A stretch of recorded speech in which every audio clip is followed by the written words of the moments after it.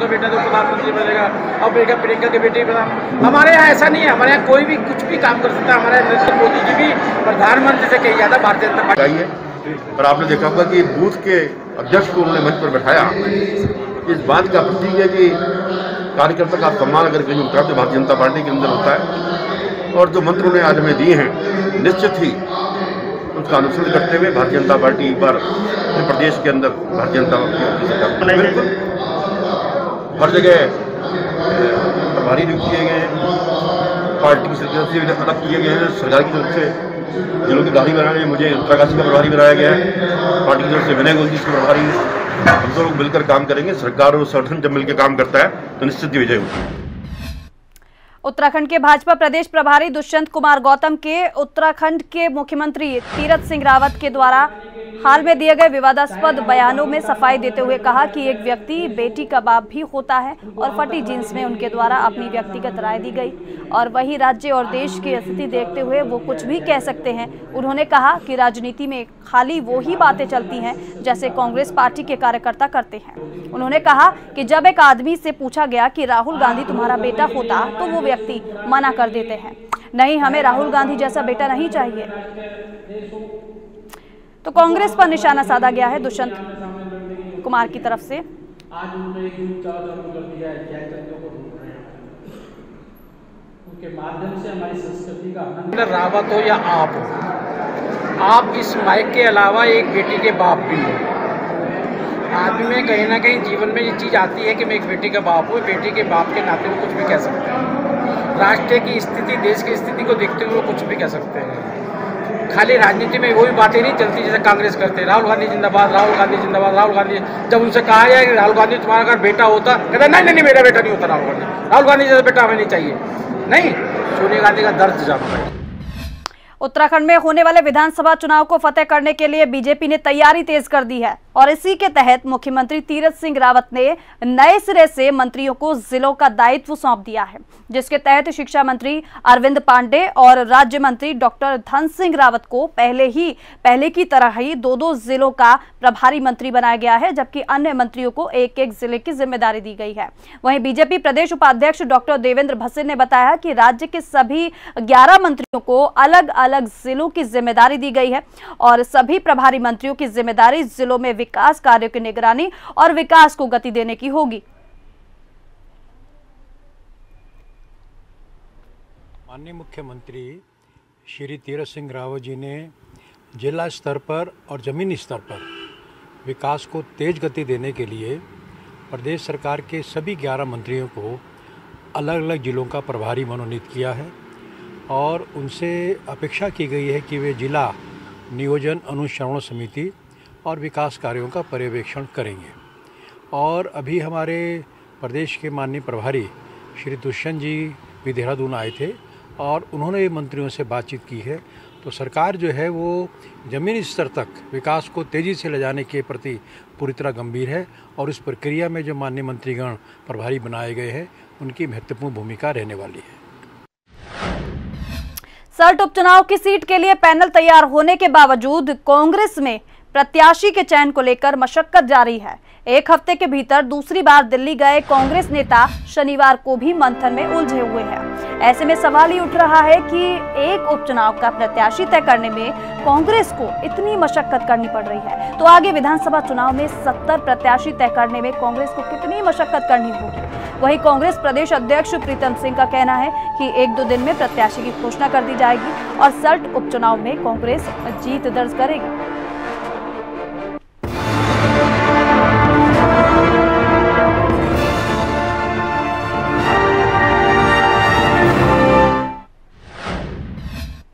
गन्ना एवं चीनी उद्योग मंत्री स्वामी यतीश्वरानंद से हमारे संवाददाता ने खास बातचीत की है। इस दौरान उन्होंने कहा कि केवल गन्ना समनबद्ध ही नहीं बल्कि दूसरे विभागों से संबंधित शिकायतों पर भी तुरंत एक्शन लेंगे। उन्होंने दावा किया कि किसानों की तमाम समस्याओं के खात्मे के लिए खास रोड मैप भी बनाया गया है और क्या कुछ उन्होंने कहा वो सुनिए।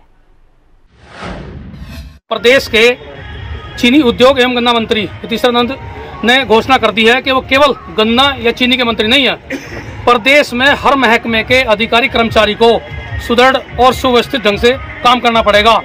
हमारे साथ में जुड़े हुए हैं आज गन्ना मंत्री, बात करेंगे।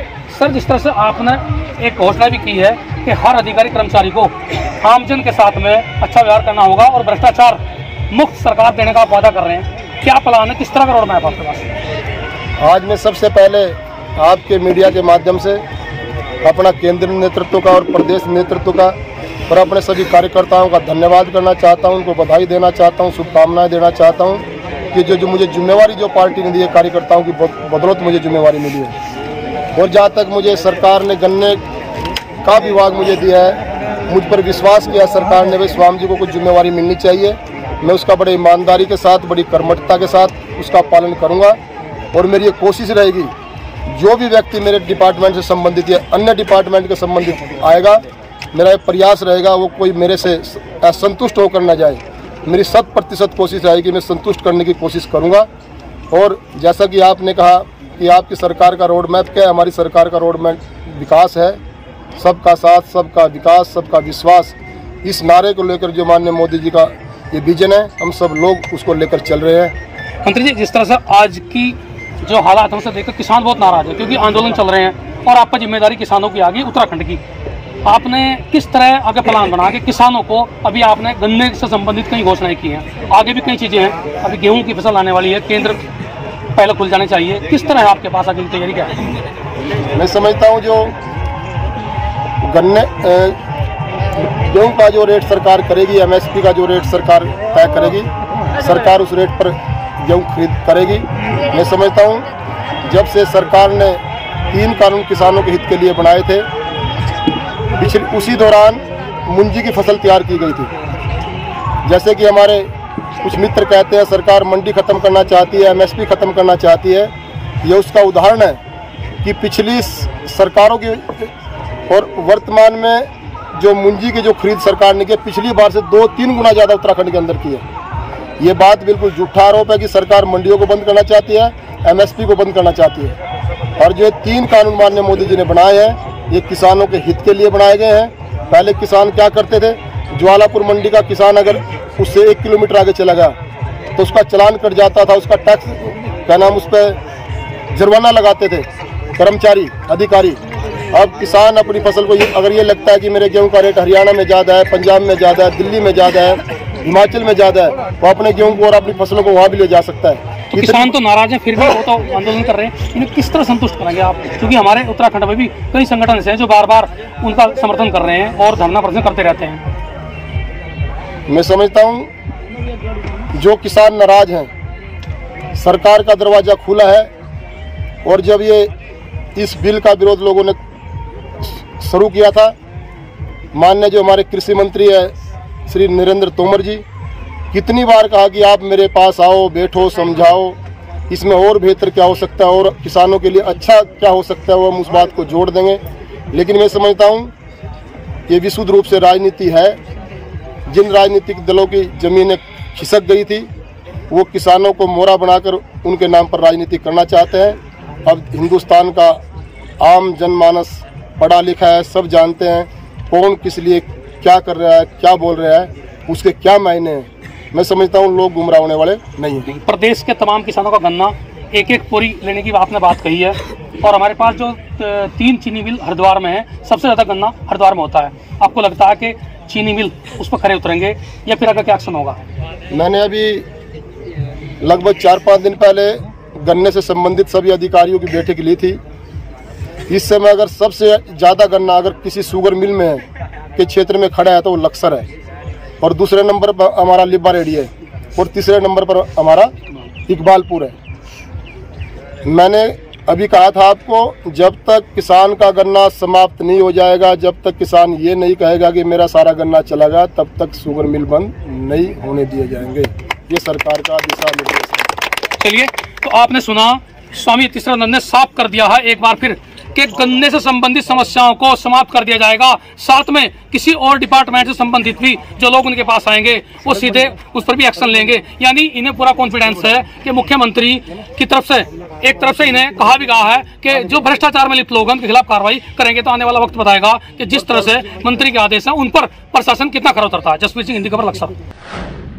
देहरादून की रायपुर थाना पुलिस ने करीब 1000 उपनल कर्मचारियों पर महामारी एक्ट में मुकदमा दर्ज किया है। दरअसल 25 मार्च को उपनल कर्मचारियों ने मुख्यमंत्री आवास का घेराव किया था। आरोप यह है कि बिना अनुमति के भीड़ इकट्ठा होने के साथ ही मुख्यमंत्री आवास घेराव के दौरान कोविड की गाइडलाइन का उल्लंघन किया गया, जिसके बाद पुलिस ने मुकदमा दर्ज किया। वहीं इस मामले में राजनीति भी शुरू हो गई है। कांग्रेस प्रदेश अध्यक्ष प्रीतम सिंह का कहना है कि लोकतंत्र में जनता को प्रदर्शन करने का अधिकार है, लेकिन सरकार ने घबराहट में मुकदमे दर्ज कर दिए हैं। सरकार को चाहिए कि कर्मचारियों पर दर्ज मुकदमों को वापस लेने के साथ ही कर्मचारियों की मांगों का निस्तारण करें। वहीं बीजेपी प्रदेश उपाध्यक्ष डॉक्टर देवेंद्र भसीन का कहना है कि सरकार उपनल कर्मचारियों की मांगों को लेकर संवेदनशील है। कर्मचारियों की मांगों के निस्तारण के लिए समिति का गठन किया गया है।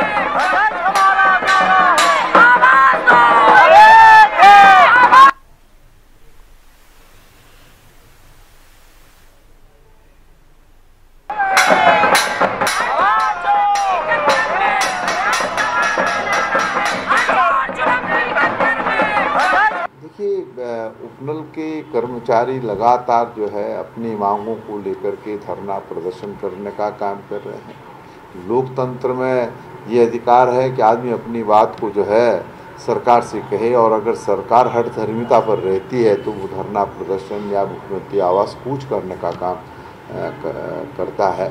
उपनल के जो हमारे साथी हैं उन्होंने भी मुख्यमंत्री आवास कूच किया, और उस कूच से घबरा करके सरकार ने जो है उपनल के साथियों पर मुकदमे दर्ज किए हैं। हम सरकार से कहना चाहते हैं कि तत्काल प्रभाव से मुकदमे वापस ले और उपनल के साथियों के साथ वार्ता करे और उनकी समस्या का समाधान करने का काम करे। देखिए, उपनल कर्मचारियों के मामले में एक और हमारे मुख्यमंत्री जी ने एक समिति बना दी है, और वो इस पर विचार करके क्या हम इसमें कर सकते हैं उनके हित को देखते हुए वो काम हुआ है। दूसरी ओर हमारे कैबिनेट मंत्री जो सैनिक कल्याण के हैं श्री गणेश जोशी, उन्होंने भी कहा किसी भी जो आंदोलन में उपनल कर्मचारी हैं किसी की नौकरी नहीं जाएगी। तो ये सरकार के जो सकारात्मक सोच है ये उसका प्रमाण है। अब घटना जो होती है कभी कभी वो तात्कालिक कारण से हो जाया करती है, लेकिन सरकार उनके प्रति पूरी तरह संवेदनशील है और उनके प्रति सरकार की माननीय मुख्यमंत्री जी की पूरी सहानुभूति है।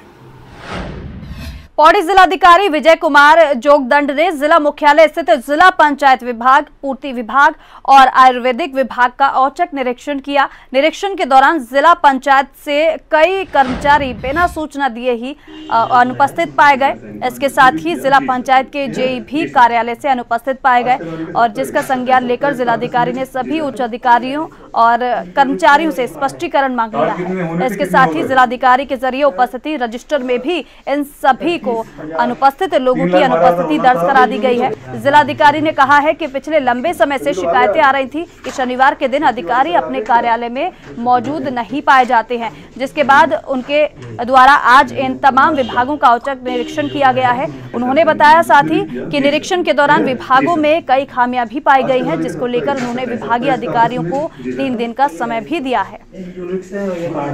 कार कितने होने थे, कितने हो गए? रुड़की सिविल लाइन कोतवाली क्षेत्र के बेरडा गांव में 23 मार्च से लापता युवक का शव मिलने से हड़कंप मच गया। लापता युवक की बाइक जंगल से बरामद हुई थी, जिसके बाद पुलिस ने युवक की तलाश की तो पास के बोरवेल में रेस्क्यू किया गया। 15 घंटे की कड़ी मशक्कत के बाद पुलिस ने युवक का शव बरामद कर लिया है। सिविल लाइन कोतवाली पुलिस ने युवक के शव को पोस्टमार्टम के लिए भेज दिया है। वहीं परिजनों ने युवक की हत्या की आशंका जताई है। फिलहाल परिजनों की तहरीर के आधार पर पुलिस पूरे मामले की जांच पड़ताल कर रही है।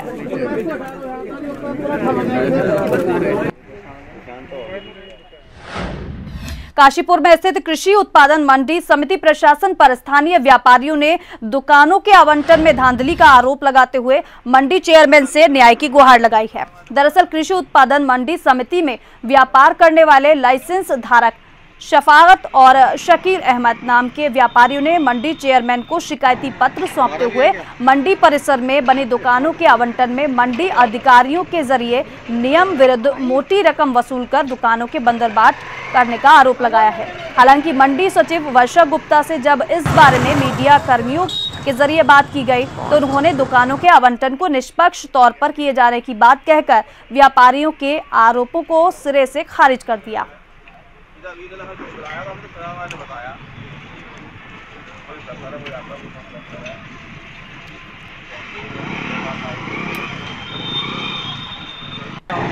हमारा भी है क्या? तो कृषि उत्पादन मंडी समिति पर प्रशासन ने आरोप प्रशासन पर लगाया हुआ है और जो पात्र थे उन्हीं को आवंटन हुआ है दुकानों का। ऐसा कुछ नहीं है कि जो पात्र थे उन्हें दुकानें नहीं मिली। आवंटन नियमावली के हिसाब से जो लोग पात्र थे उन्हीं को दुकानें आवंटित। मैंने जैसे कुछ लोगों का जो आरोप है कि हमने मंडी शुल्क भी जमा किया है, एक परिवार से 4 दुकानें एक परिवार को दे दी गई, उसमें क्या कहना आपका? देखिए, एक परिवार से 4 दुकानें दी गई हैं ऐसी कोई बात नहीं है। जितने लाइसेंसी हैं, लाइसेंसी की पात्रता के हिसाब से उसको दुकानें आवंटित की गई हैं, ना कि इस आधार पर कि एक परिवार के 4 हैं तो उनको कर दी।